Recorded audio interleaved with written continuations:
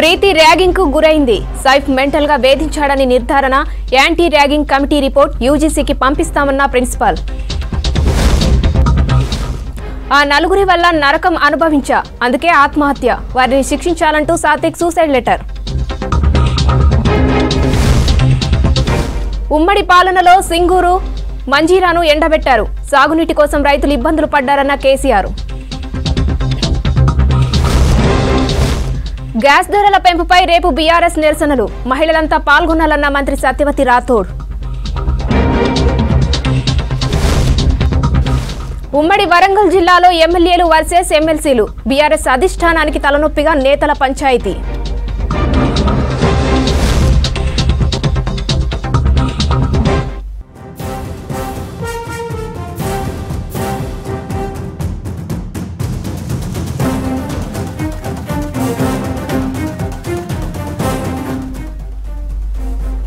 Kakatiya medical కాలేజీలో medico Preethi ragging కు గురైనట్లు నిర్ధారించింది.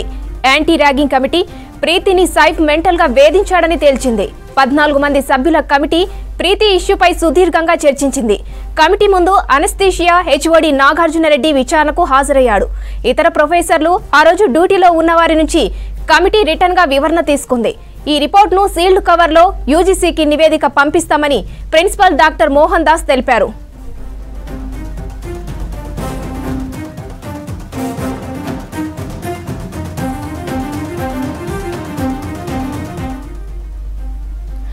కాకతీయ మెడికల్ కాలేజీలో మెడికో ప్రీతి ర్యాగింగ్ కు గురైనట్లు నిర్ధారించింది anti ragging committee.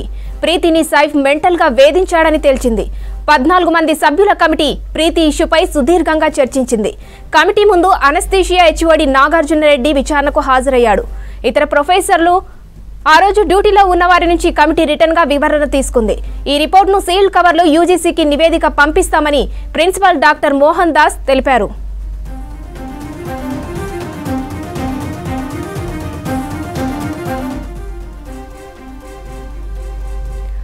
Kakatiya medical college anti ragging committee సమావేశానికి సంబంధించి మరిన్ని వివరాలు ప్రిన్సిపల్ డాక్టర్ మోహన్ దాస్ తో కృష్ణమోహన్ ఫేస్ టు ఫేస్.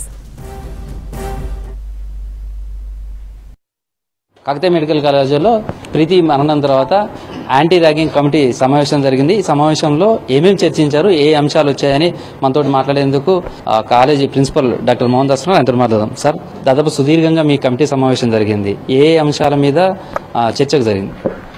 అంటే national medical council guide lines ప్రకారము యాంటీ ర్యాగింగ్ కమిటీ ఎప్పటి నుంచో ఉందండి. దాంట్లో కమిటీ మెంబర్స్ అందరినీ పిలిచాము.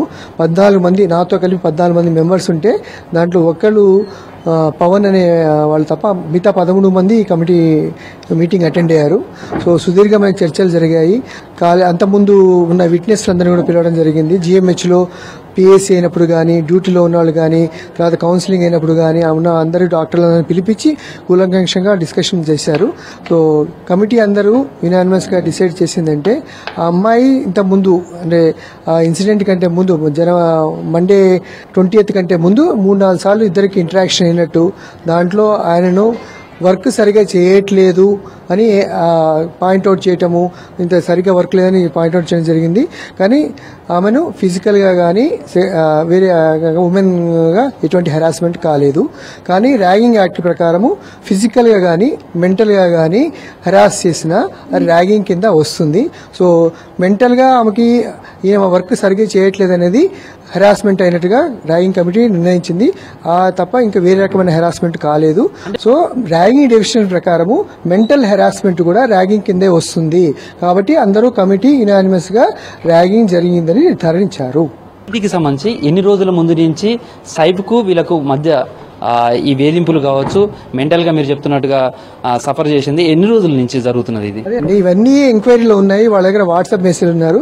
మాకు కమిషనర్ గారి దగ్గర నుంచి వచ్చిన ఆదేశాలు కూడా మీరు ఎటువంటి డిస్కషన్ చేయకండి, చేయటం వల్ల అనవసరంగా వేరే వేరే మీనింగ్స్ వస్తాయి, వేరే మా ఇన్వెస్టిగేషన్ మిస్లీడ్ అవుతుంది, మేము మీరు చెప్పిన దాన్ని బట్టి ఆలోచిస్తే ఇంకో రకంగా డెసిషన్ అవుతుంది. మా పర్సనల్గా వితౌట్ ఎనీ వేరే ఇంటెన్షన్ లేకుండా పారదర్శకంగా ఎంక్వైరీ చేస్తున్నాము. ఆ పారదర్శకంగా చేస్తున్న ఎంక్వైరీ మీరు ఇచ్చే కామెంట్ వల్ల ఇన్ఫ్లుయెన్స్ చేయకండి, ఎవరు దీని గురించి ఇష్యూ గురించి కామెంట్ చేయదని చెప్పారు.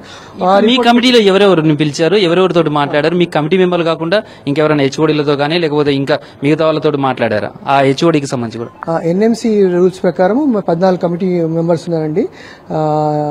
ఆర్డీఓ గారు, ఏసీపీ గారు, ఒక స్టూడెంట్ ఫాదరు, తర్వాత ప్రెస్ నుంచి మీ మిత్రులు వచ్చారు, తర్వాత మా ఫ్యాకల్టీ మెంబర్స్ అందరూ కలిసి 14 మంది ఉన్నారు. ఈ దీంట్లో ఎవరైతే పిఎస్సీ చేసినప్పుడు ఎవరైతే హౌస్ సర్జన్స్ ఉన్నారు అనే వీడియోస్ వాళ్ళతో డిస్కషన్ అయింది. అవన్నీ మేము డిస్క్లోజ్ చేయాలి. మీ కంక్లూజన్ మీకు చెప్పగలుగుతాం, ఎందుకంటే యాంటీ ర్యాగింగ్ యాక్ట్ వల్ల మీది సీల్డ్ కవర్ లో మేము పంపించాలి రిపోర్టు. సో మీరు అడిగారు కాబట్టి ఫైనల్ డెసిషన్ మీకు చెప్తున్నాము. ఏమైంది ఏమిటనేది వాళ్ళ దగ్గర రిటర్న్ తీసుకున్నాము. అది వాళ్ళకి యాంటీ ర్యాగింగ్ అంటే ఇది యూనివర్సిటీ గ్రాంట్స్ కమిషన్ యూజీసీ ఉంటుందండి. మొత్తం దేశంలో ఉన్న అన్ని ఎడ్యుకేషన్ ఇన్స్టిట్యూట్లు వాళ్ళ కంట్రోల్లో ఉంటాయి. So ragging anti ragging committee కూడా వాళ్ళే చెప్పిన నామ్స్ ప్రకారం ఉంటాయి. సో లెటర్ కూడా మాకు యూజీసీ నుంచి వచ్చింది. ఆ యూజీసీ వాళ్ళకి మేము రిప్లై పెడతాము. ఈ కమిటీ అయితే నిర్ధారించింది ర్యాగింగ్ జరిగింది అనేది. సైఫ్ మీద ఎట్లాంటి చర్యలు ఉండబోతుంటాయి? అది దాన్ని బట్టి వాళ్ళు చెప్తారండి. నెక్స్ట్ వాళ్ళు తీసుకున్న డెసిషన్ బట్టి, వాళ్ళు ఇచ్చిన ఆధారం బట్టి పోలీస్ ఎంక్వైరీలో డెసిషన్ వస్తుంది. కోర్టు జడ్జిమెంట్ ప్రకారం వాళ్ళు ఎటువంటి శిక్ష విధిస్తే ఆ శిక్ష మేము విధిస్తాం. ఈ కమిటీకి సంబంధించి సీల్డ్ కవర్ లో ఈ రిపోర్ట్స్ పంపిస్తామని డాక్టర్ మోహన్ దాస్ చెప్తున్నారు. వీడియో జర్నలిస్ట్ క్రాంతి కుమార్తో కృష్ణమోహన్, V6 న్యూస్, KMC నుంచి. నార్సింగి శ్రీ చైతన్య కాలేజ్ విద్యార్థి సాత్విక్ ఆత్మహత్య ఘటనలో సూసైడ్ లెటర్ను స్వాధీనం చేసుకున్నారు పోలీసులు. సూసైడ్ కి గల కారణాలను లేఖలో రాశాడు సాత్విక్. కళాశాలలో ప్రిన్సిపల్, కాలేజీ ఇన్ఛార్జ్, లెక్చరర్లు పెట్టే టార్చర్ వల్లే తాను ఆత్మహత్య చేసుకుంటున్నానన్నాడు సాత్విక్. తాను ఉంటున్న హాస్టల్లో కృష్ణారెడ్డి, ఆచార్య, శోభన్, నరేష్ పెట్టే వేధింపులకు తట్టుకోలేక చనిపోతున్నట్లు లేఖలో రాశాడు సాత్విక్. తనను వేధించిన ఈ 4గురిపై చర్యలు తీసుకోవాలని సూసైడ్ నోట్లో కోరాడు సాత్విక్.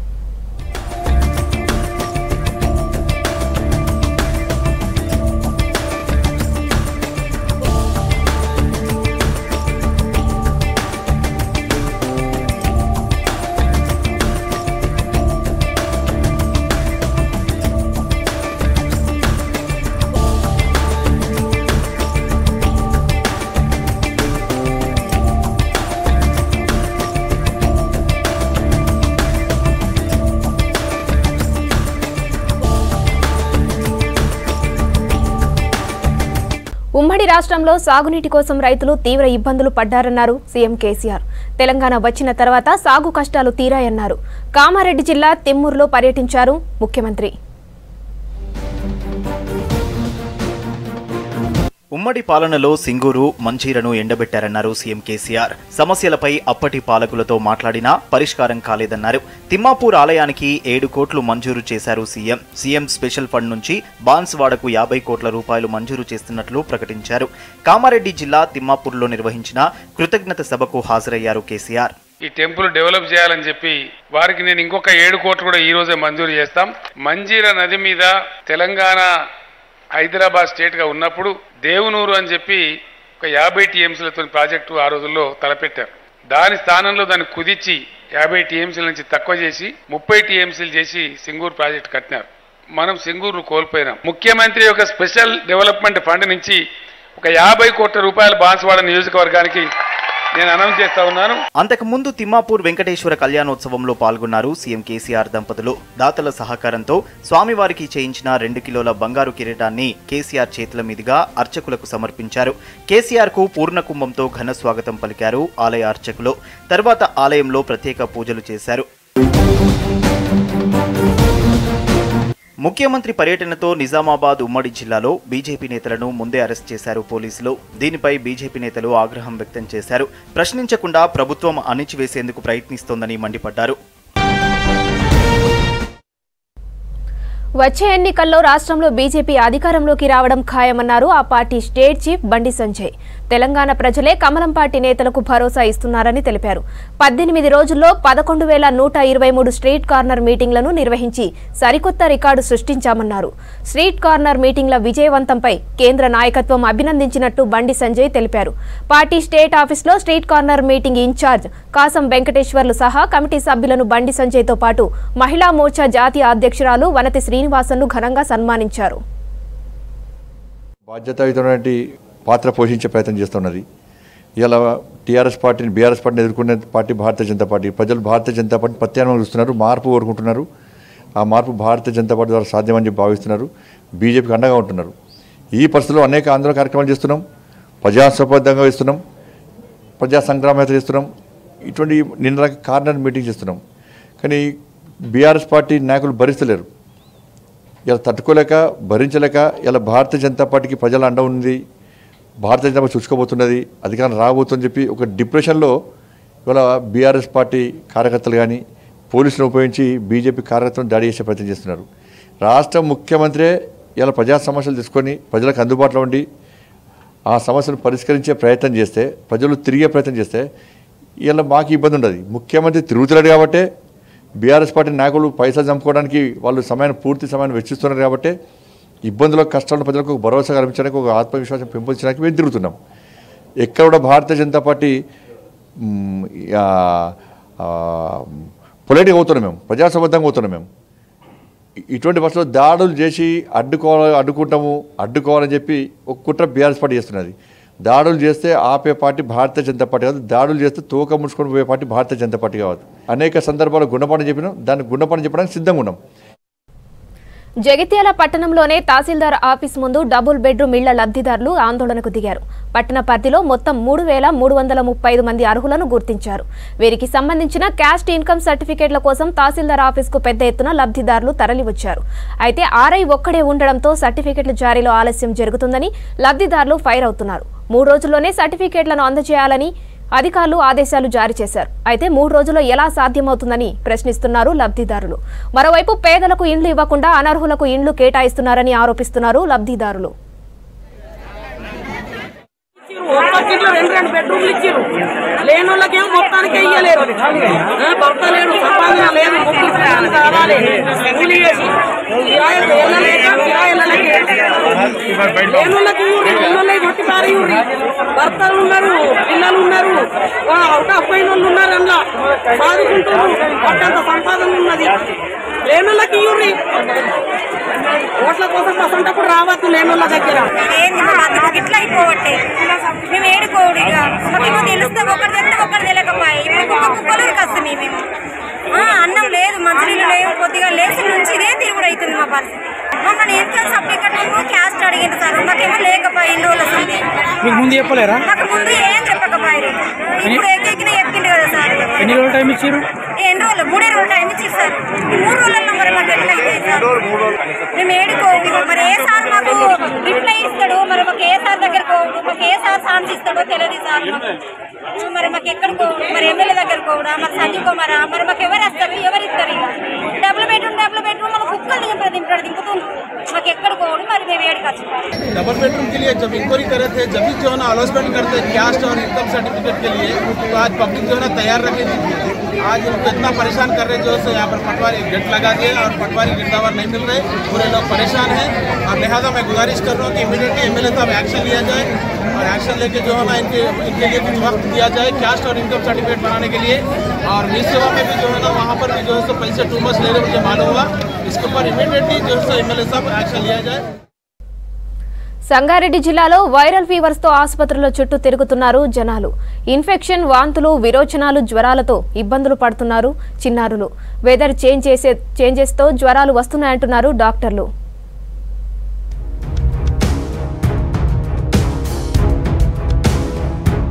చలికాలం నుంచి వేసవి కాలంలోకి మారే టైంలో ఉదయం ఎండ, రాత్రి చలిగా ఉండటంతో జ్వరాల బారిన పడుతున్నారు పిల్లలు. పిహెచ్సిలతో పాటు ప్రైవేటు ఆసుపత్రుల్లోని పిల్లల వార్డులన్నీ జ్వరం వచ్చిన చిన్నారులతో నిండిపోతున్నాయి. ఎక్కువ మంది చిన్నారులు జలుబు, దగ్గు, జ్వరంతో పాటు వాంతులు, విరేచనాలతో ఆసుపత్రులకు వస్తున్నారు. వాంతింగ్స్, కడుపు నొప్పి, ఇంకా ఏది తిన్నా కానీ వాంతింగ్సే వేస్తున్నాడు. సరిగ్గా నిద్ర కూడా పోతలేడు, మోషన్స్ పోతలేడు. అందుకే హాస్పిటల్కి తీసుకొచ్చిన ఈరోజు. పిల్లలకు విష జ్వరాలు వస్తుంది, ఇంకో టాబ్లెట్ అయితే తగ్గుతుంది, మళ్ళీ ఇది అవుతుంది. చాలా ఏ పిల్లలకైనా ఎక్కడ చూసినా జ్వరాలు చాలా ఉన్నాయి. ప్రతి ఒక్కరికి ఇది వాతావరణమా ఏంటి తెలియదు, కానీ చాలా పిల్లలకు చాలా ప్రాబ్లమ్స్ అవుతున్నాయి. వాతావరణం తేడా వల్ల పిల్లలకు దగ్గు వస్తుంది. ఒక 3 to 4 డేస్ నుంచి అది మనం మెడిసిన్స్ మామూలుగా వాడినా తగ్గట్లేదు. అందుకని చెప్పి హాస్పిటల్ దగ్గరకు వచ్చాం. నెల రోజులుగా జ్వరం వచ్చిన పిల్లల సంఖ్య పెరుగుతుండటంతో ఆందోళన చెందుతున్నారు పేరెంట్. ఇంట్లో ఒకరికి జ్వరం తగ్గక ముందే మరొకరికి వ్యాపిస్తోంది.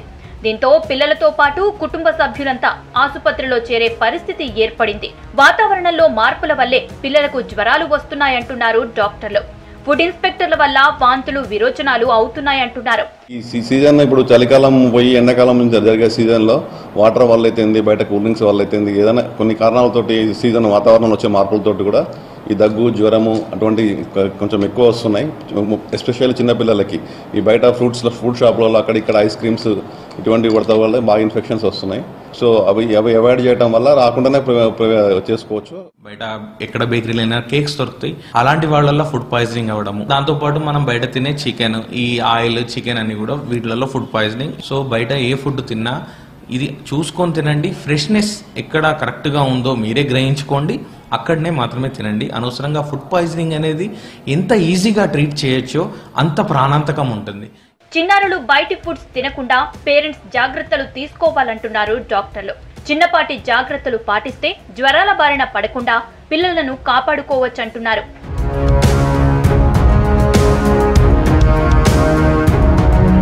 మంచిర్యాల కలెక్టరేట్ ముందు రైతులతో కలిసి ఆందోళనకు దిగారు బీజేపీ నాయకులు. సాగునీరు అందక పంటలు ఎండిపోయాయని నిరసన తెలిపారు. ఎకరానికి 25,000 నష్టపరిహారం అందించాలని డిమాండ్ చేశారు. కలెక్టర్ ఆఫీసులో ఏఓకి వినతి పత్రం ఇచ్చారు నేతలు. 2 సంవత్సరాల కింద గూడెం లిఫ్ట్ పైపులు పగిలినాయి. అసెంబ్లీ సాక్షిగా మంత్రి హరీష్ రావు చెప్పినారు, జీఆర్పీ పైపులన్నింటినీ కూడా మారుస్తామని. జీఆర్పీ పైపులన్నింటినీ కూడా ఎంఎస్ పైపులతో మారుస్తామని చెప్పారు. 2 సంవత్సరాలు అయినప్పటికీ ఇప్పటికీ గూడెం లిఫ్ట్ పైప్ లైన్ల మరమ్మత్తు చేపట్టగా ఇవాళ రైతులందరూ నష్టపోతున్నారు. అప్పుడు ఈ పైప్ లైన్ గూడెం లిఫ్ట్ పైపులు వేసింది కాంగ్రెస్ హయాంలో. అప్పుడు కాంగ్రెస్ నాయకులు కకృతి పైసలకు ఆశపడి డూప్లికేట్ పైపులు కింద మట్టి సక్క పోయపోయినా మెగా కృష్ణారెడ్డికి మెగా ఇన్ఫ్రాస్ట్రక్చర్ అనే కంపెనీకి కాంట్రాక్ట్ ఇవ్వడం వలన ఆ రోజు డూప్లికేట్ పైపులు కాంగ్రెస్ గవర్నమెంట్ సమయంలో ఇచ్చిండ్రు. టీఆర్ఎస్ ప్రభుత్వం 2 సంవత్సరాల నుంచి పైపులను మారుస్తామని చెప్పింది. 2 సంవత్సరాల నుంచి పైపులు మార్చకపోతే ఇవాళ గూడెం లిఫ్ట్ ద్వారా ఎప్పుడు 2 మోటార్లు ఆన్ చేసినా కూడా పైపులు పగులుతున్నాయి. నష్టపోయిన రైతులకు ఎకరానికి 25,000 రూపాయల చొప్పున ఇవ్వాలని భారతీయ జనతా పార్టీ తరఫున డిమాండ్ చేస్తున్నాము. పిల్లలపై తల్లిదండ్రుల ఆశయాలు ఆవిరైపోతున్నాయి. ఎదిగిన బిడ్డలు చేతి కందేలోపై శాశ్వతంగా దూరమవుతున్నారు. ఉమ్మడి వరంగల్ జిల్లాలో యువకుల ఆత్మహత్యలు వారి కుటుంబాల్లో విషాదాన్ని నింపుతున్నాయి.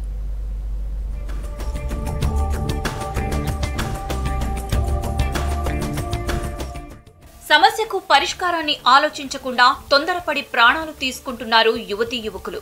క్షణికావేశం, మనస్పర్ధలు, మానసిక సమస్యలతో ప్రాణాలు కోల్పోతున్నారు. తల్లిదండ్రులకు తీరని శోకాన్ని మిగులుస్తున్నారు. ఎదిగిన బిడ్డలు లోకాన్ని విడిచి వెళ్లడంతో ఎన్నో కుటుంబాల్లో విషాదం ఏర్పడుతోంది.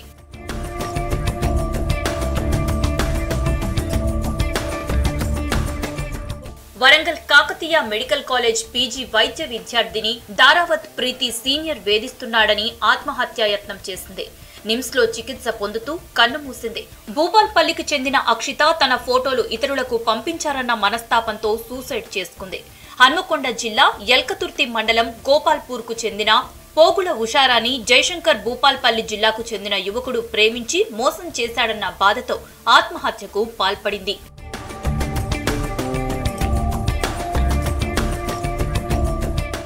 ఉద్యోగం రాలేదని మహబూబాబాద్ జిల్లా బయ్యారంకి చెందిన ముత్యాల సాగర్ అనే యువకుడు రైలు కింద పడి చనిపోయాడు. నడికుడ మండలం కంటాత్మకూరుకు చెందిన ఓ యువతి కుటుంబ కలహాలతో పిల్లలను బావిలో పడేసి తాను అందులో దూకి ఆత్మహత్య చేసుకుంది. ఇలా రోజు ఏదో ఒక చోట ఆత్మహత్యలు జరుగుతున్నాయి. కన్నవారికి కడుపు కోత మిగులుతున్నాయి. ఆత్మహత్యలు చేసుకున్న వారిలో 18 నుంచి 35 ఏళ్ల లోపు యువత, మహిళలే ఎక్కువగా ఉంటున్నారని విద్యావేత్తలు అభిప్రాయపడుతున్నారు.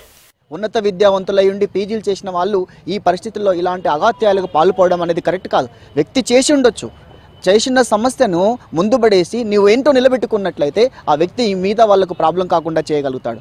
కాబట్టి ఇలాంటి వాళ్ళు యూనివర్సిటీలలో కానీ విద్యా సంస్థల్లో ఉన్న కౌన్సిలింగ్ సెంటర్లని అప్రోచ్ కావాలి. కౌన్సిలింగ్ సెంటర్స్ వాళ్ళు కానీ విద్యా సంస్థల వాళ్ళు కానీ ఇలాంటి కౌన్సిలింగ్ సెంటర్స్ పెట్టేసి వాళ్ళ విద్యార్థుల్లో ఆత్మస్థైర్యాన్ని మానసిక స్థైర్యాన్ని పెంచే విధంగా తోడ్పడాలి. కానీ విద్యార్థులు ఎప్పటికి కూడా ఇలాంటి అగాత్యాలకు పాల్పడడం కరెక్ట్ కాదు.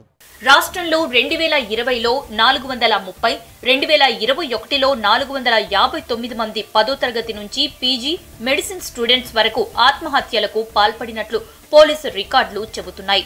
ఈ పరిస్థితి నుంచి బయటపడాలంటే ప్రభుత్వం విద్యార్థులకు కౌన్సిలింగ్ సెంటర్స్ ఏర్పాటు చేయాలంటున్నారు విద్యావేత్తలు. విలువైన ప్రాణాలు పోకుండా కాపాడాలంటున్నారు. ఆత్మహత్యలు చేసుకున్నటువంటి విద్యార్థుల యొక్క ప్రొఫైల్ చూసినా, వాళ్ళ స్టడీస్ చూసినా అద్భుతమైనటువంటి స్టడీస్లు, నాలెడ్జ్, తెలివితేటలు కలిగినటువంటి ఆత్మస్థైర్యం ఉన్నటువంటి వీళ్ళు కూడా ఎందుకు ఆత్మహత్యలు చేసుకుంటున్నారనేటటువంటి విషయం మీద అనేక మంది సైకాలజిస్టులు అధ్యయనం చేస్తున్నప్పటికీ కూడా ఇది ఒక అంతుబట్టనటువంటి, ఇది ఒక అంతుచిక్కనటువంటి రహస్యంగా, అంతుబట్టనటువంటి ఒక సమస్యగా మారిపోయినటువంటి సందర్భంలో ఇవాళ ఎక్కడైతే ఎడ్యుకేషనల్ ఇన్స్టిట్యూషన్స్లో విద్యార్థుల యొక్క ఆత్మస్థైర్యాన్ని పెంపొందించేటటువంటి ఒక కౌన్సిలింగ్ సెంటర్స్ కూడా పకడ్బందీగా పనిచేయాల్సినటువంటి అవసరం ఉంది. పిల్లల ప్రవర్తనను పేరెంట్స్ రెగ్యులర్ గా గమనించాలంటున్నారు సైకియాట్రిస్టులు. వారిలో మార్పును గమనించి ఎప్పటికప్పుడు సలహాలు ఇస్తుండాలంటున్నారు.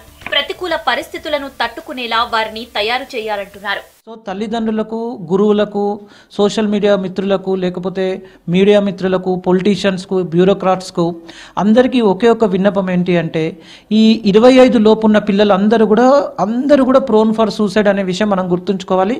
వాళ్ళు ఎంత ఇంటెలిజెన్స్ కావచ్చు, ఐఐటి టాపర్స్ కావచ్చు, మెడికల్ స్టూడెంట్స్ కావచ్చు, every one is prone for suicide.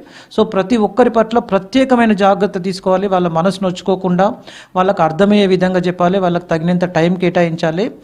కొద్దిగా కూడా ఆత్మహత్య లక్షణాలు కనపడ్డా, సూసైడ్ మెంటాలిటీ కనపడ్డా వాళ్ళకు తగిన ప్రొఫెషనల్ హెల్ప్, అది సైకియాట్రిస్ట్ కావచ్చు, సైకాలజిస్ట్ కావచ్చు, లేదా మనస్విపి మాట్లాడే ఒక స్నేహితుడు కావచ్చు, ఒక పేరెంట్ కావచ్చు, వాళ్ళకు తగినంత సపోర్ట్ ఇవ్వాల్సిన అవసరం ఉంది. లేకపోతే మాత్రం మనం రాబోయే జనరేషన్ మనం కోల్పోతామని ఖచ్చితంగా చెప్పగలం. జాగ్రత్తగా ఉండండి. విద్యార్థులు బలవన్ మరణాలకు పాల్పడకుండా కాలేజీల్లో కౌన్సిలింగ్ సెంటర్స్ ఏర్పాటు చేయాలంటున్నారు సైకియాట్రిస్టులు. విద్యార్థులు చదువుతో పాటు సమస్యలను అధిగమించేందుకు అవసరమైన ఆత్మవిశ్వాసం కల్పించేలా ప్రభుత్వం ప్రయత్నించాలంటున్నారు.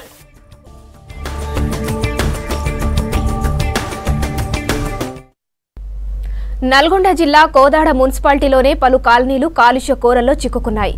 జనావాసాలకు దగ్గరగా రైస్ మిల్లులు ఉండడంతో నిత్యం దుమ్ము, పొగతో జనం తీవ్ర ఇబ్బందులు పడుతున్నారు. అనేక రకాల ఆరోగ్య సమస్యలను ఎదుర్కొంటున్నారు.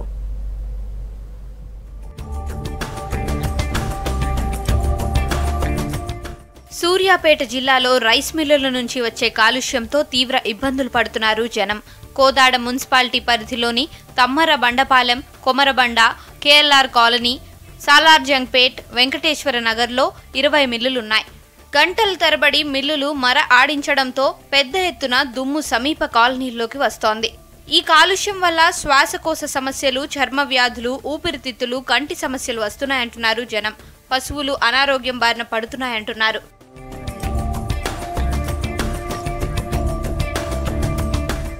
మిల్లుల నుంచి వచ్చే పొగ వల్ల చిన్న పిల్లలు ఇళ్ల ముందు ఆడుకోలేని పరిస్థితి ఉందంటున్నారు జనం. గాలి కోసం ఇంటి తలుపులు తెరిస్తే క్షణాల్లో ఇల్లంతా దుమ్ము, బూడిదతో నిండిపోతోందంటున్నారు. మిల్లుల నుంచి వచ్చే పొల్యూషన్ వల్ల స్వచ్ఛమైన గాలిని పీల్చుకోలేకపోతున్నామంటున్నారు స్థానికులు. ఇప్పుడు పరిస్థితి మాది, మరి ఏం చేస్తారో చేయండి. మరి మేమైతే రిక్వెస్ట్గా బతిలాడుకుంటున్నాం అందరినీ. దయచేసి మాకు మసిపోయటానికి మాత్రం మీకు దండాలు పెడుతున్నాము. మసిపోవటానికి మాత్రం చేసి మా పిల్లల బతికిచ్చే ఉపాయాలు చేయండి. మాకు అన్నీ చేసినా కూడా ఎంత మట్టుకు ఏమి 10 సంవత్సరాలు అయింది మేము వచ్చి, మట్టుకు ఏమీ రెస్పాన్స్ లేదు. మాకు ఏదైనా మీరు మెల్లర్తో చూసుకుని బూడిద లేకుండా చేయండి. అది మాకు కావాల్సింది. మాకైతే ఇక్కడ చాలా డస్ట్ ప్రాబ్లమ్స్ ఉన్నాయి. బికాస్ ఆఫ్ ఇక్కడ ఫ్యాక్టరీస్ వల్ల చాలా డస్ట్ వచ్చి అంటే ఐస్లో పడే ఐ ఇచ్చింగ్ అండ్ ఇన్ఫెక్షన్స్ చాలా వస్తున్నాయి. మా స్కూల్కి కూడా అంటే బయటికి వెళ్ళి ఆడుకోలేకపోతున్నాం. డస్ట్ రాకుండా చేయాలి. కేఎల్ఆర్ కాలనీలో 300 కుటుంబాలున్నాయి. ఇందులో 70% ఉద్యోగస్తులున్నారు.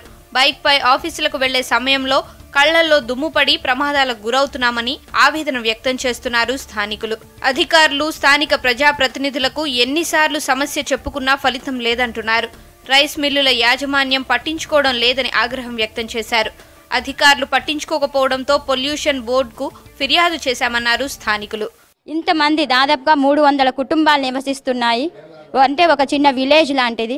సో ఇంతమంది యొక్క ప్రాణాలతో చెలగాటం ఆడొద్దు అని గవర్నమెంట్కి మేము విజ్ఞప్తి చేస్తున్నాము. ఎలాగైనా ఈ యొక్క పొల్యూషన్ నుంచి మమ్మల్ని రక్షించాలని మేము విన్నవించుకుంటున్నాము.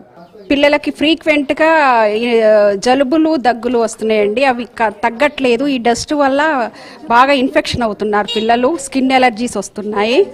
స్కిన్ ఎలర్జీ బాగా వస్తుంది పిల్లలకి. బట్టలు క్లీన్గా వాష్ చేసి ఆరేసినా కూడా బట్టల మీద ఈ డస్ట్ పట్టడం వల్ల మళ్ళీ ఆ బట్టలు ధరించడం వల్ల కూడా డస్ట్ ఎలర్జీ వస్తుంది. మిల్లుల నుంచి వచ్చే కాలుష్యం వల్ల కాలనీల్లో కోటి రూపాయలతో నిర్మించిన స్విమ్మింగ్ పూల్, పార్క్ నిరుపయోగంగా మారాయంటున్నారు స్థానికులు. ఎమ్మెల్యే బొల్లం మల్లయ్యకు సమస్యను చెప్పుకున్నా సమస్య పరిష్కారం కాలేదంటున్నారు. కాలుష్యం వల్ల ఎప్పుడు ఎలాంటి సమస్యలు వస్తాయో తెలియని పరిస్థితి ఉందని ఆందోళన వ్యక్తం చేస్తున్నారు. ఒక్క మొక్క పెరగదు, నీళ్లు అంతా కలుషితం అవుతున్నాయి, నానా అవస్థలు పడుతున్నామండి. మీరు మా సమస్యలన్నింటినీ కూడా గవర్నమెంట్ దృష్టికి తీసుకెళ్లి మాకు న్యాయం చేస్తారని చెప్పి ఆశిస్తున్నాం. మాకున్న ఛానల్స్ ద్వారా మేము పీసీబీని రీచ్ అవ్వగలిగినాం, ఫైనల్గా ఎన్జీటీని రీచ్ అవ్వగలిగినాం. మరి మా అందరి ఘోష విని ఎన్జీటీలో మాకు న్యాయం జరుగుతుందని మేము ఆశిస్తున్నాం. I think this have to be solved to make everyone satisfied in KLR Avenue. I have been here in 4 years and in this year I have been facing this a lot of problems. Rice మిల్లుల నుంచి కాలుష్యం బయటకు రాకుండా అధికారులు చర్యలు తీసుకోవాలంటున్నారు జనం. ఆదిలాబాద్ జిల్లా భీంపూర్లో 6 రోజులు జనాలను భయపెట్టిన 4 పెద్ద పులులు మహారాష్ట్ర అడవుల్లోకి వెళ్లాయి. పులుల పాదముద్రల ఆధారంగా విషయాన్ని నిర్ధారించారు అటవీ శాఖ అధికారులు. వారం రోజుల కిందట భీంపూర్లోని రిజర్వాయర్ దగ్గర పులులు సంచరించాయి. చివరగా హివరిలో పులుల పాదముద్రలు గుర్తించారు ఎనిమల్ ట్రాకర్స్. నవంబర్లో ఈ 4 పెద్ద పులులు పశువులపై దాడి చేస్తుండడంలో స్థానికులకు కంటి మీద కునుకు లేకుండా పోయింది. తిరిగి అవి వెళ్లిపోవడంతో అంతా ఊపిరి పీల్చుకున్నారు.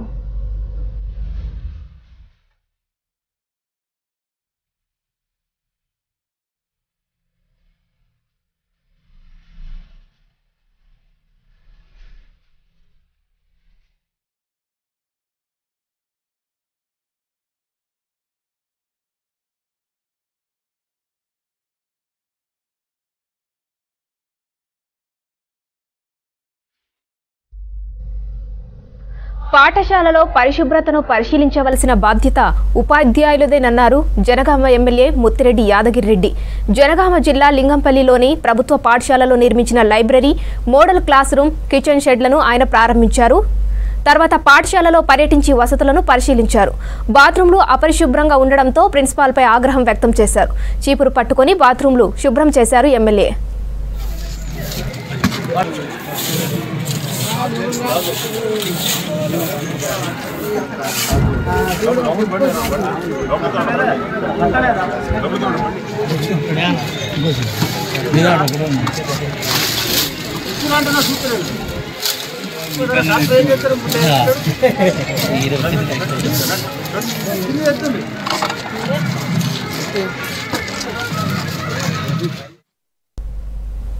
ఒకవైపు ఎన్నికల టైం దగ్గర పడుతుంది, మరోవైపు ఎమ్మెల్యే ఎమ్మెల్సీల మధ్య ఆధిపత్య పోరు తీవ్రమవుతుంది.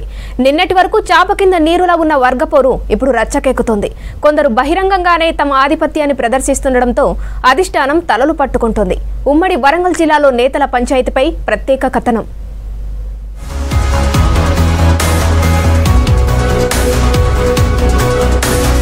వరంగల్ జిల్లా ఎమ్మెల్సీలకు అడ్డాగా మారింది. ఇక్కడి నుంచి ఎక్కువ మంది ఎమ్మెల్సీలుగా అవకాశం దక్కించుకున్నారు. అందరూ బీఆర్ఎస్ పార్టీకి చెందిన వాళ్లే. వరంగల్ జిల్లాలోనే 8 మంది ఎమ్మెల్సీలు ఉన్నారు. వీళ్ళంతా సొంత క్యాడర్ పటిష్టం చేసుకునే ప్రయత్నంలో ఉన్నారు. ఇది బీఆర్ఎస్ అధిష్టానానికి ఇబ్బందిగా మారింది.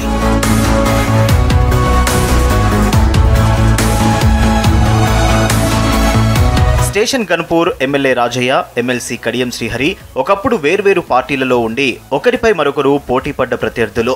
ఇద్దరు 4 సార్లు ఇదే నియోజకవర్గం నుంచి ఎమ్మెల్యేలుగా గెలిచారు. ఇద్దరూ మాజీ డిప్యూటీ సీఎంలుగా పనిచేశారు. ఇప్పుడు ఎమ్మెల్యే, ఎమ్మెల్సీగా ఉన్నారు. వచ్చే ఎన్నికల్లో మరోసారి తనకే టికెట్ వస్తుందని భావిస్తున్నారు రాజయ్య. తన కుమార్తె లేదంటే తాను పోటీ చేయాలని భావిస్తున్నారు.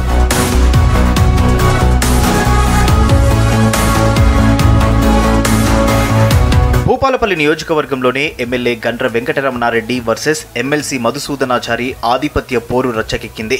2018లో మధుసూదనాచారిపై కాంగ్రెస్ నుంచి గండ్ర వెంకటరమణారెడ్డి గెలిచారు.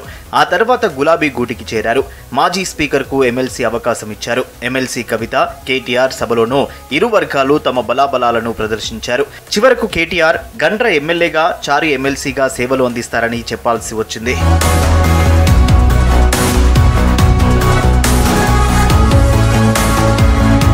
మహబూబాబాద్ ఎమ్మెల్యేగా శంకర నాయక్ ఉండగా ఇక్కడ ఎమ్మెల్సీగా మంత్రి సత్యవతి రాథోడున్న మొదటి నుంచి వీరి మధ్య పోటీ కొనసాగుతోంది. డోర్నకల్ నియోజకవర్గంలో రెడ్యా నాయక్ ఎమ్మెల్యేగా ఉన్నారు. రెడ్యా నాయక్, మంత్రి సత్యవతి రాథోడ్ గతంలో వేరువేరు పార్టీలో ఉండి పోటీ చేసి గెలిచిన వాళ్లే. ఇప్పుడు ఒకే పార్టీలో ఉన్నారు. సత్యవతి రాథోడ్ తన పాత నియోజకవర్గం డోర్నకల్ టికెట్ ఆశిస్తున్నట్లు ప్రచారం జరుగుతోంది.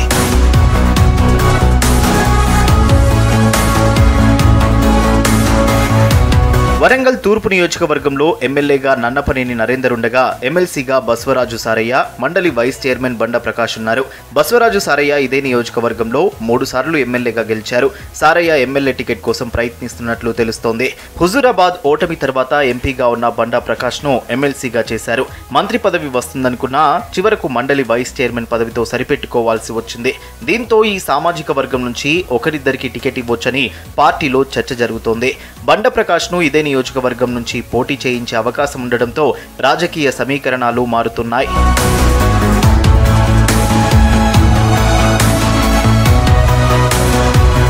మిగిలిన కొన్ని నియోజకవర్గాల్లో ఇదే పరిస్థితి ఏర్పడింది. జనగామలో ఎమ్మెల్యేగా ముత్తిరెడ్డి యాదగిరిరెడ్డి ఉండగా వచ్చే ఎన్నికల్లో ఇక్కడి నుంచి ఎమ్మెల్సీ పోచంపల్లి శ్రీనివాస్ రెడ్డి పోటీ పడతారనే ప్రచారం జరుగుతోంది.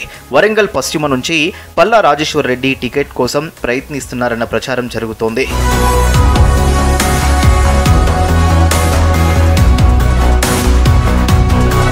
వరంగల్ ఎమ్మెల్యేలకు, ఎమ్మెల్సీలకు మధ్య బర్ఖపోరు నడుస్తోంది. దీంతో నువ్వా నేనా అన్నట్లుగా ప్రచారాలు చేస్తున్నారు.